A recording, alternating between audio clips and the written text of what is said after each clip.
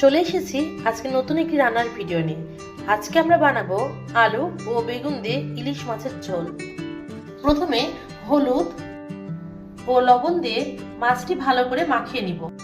প্রথমে কড়াই দিয়ে দেবো সাদা তেল। তেল গরম হয়ে গেলে আমরা মাছগুলো ভেজে নিব।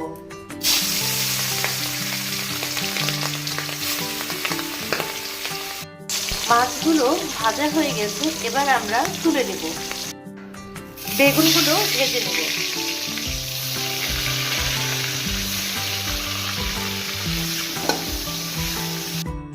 এবার আলুগুলো ভেজে নেব। এবার আমরা কড়াই দিয়ে নিয়েছি 5 ফোড়ন ও গোটা কাঁচা লঙ্কা। এবার জিরা বাটা দিয়ে দেব।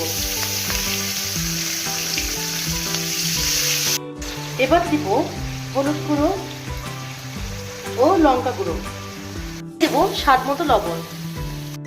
মশলাটা ভালো করে কষিয়ে নেব। মশলা কষানো হয়ে গেছে, এবার ঝোলের জন্য পরিমাণ মতো জল দিয়ে দেব। ভেজে রাখা আলুগুলো দিয়ে দেব। এবার ভেজে রাখা বেগুনগুলো দিয়ে দেব।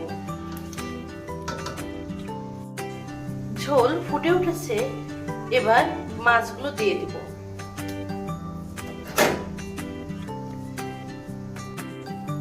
এবার আমরা ঝোলটা নামিয়ে নেব। এই যে রেডি হয়ে গেছে আমাদের ইলিশ মাছের ঝোল।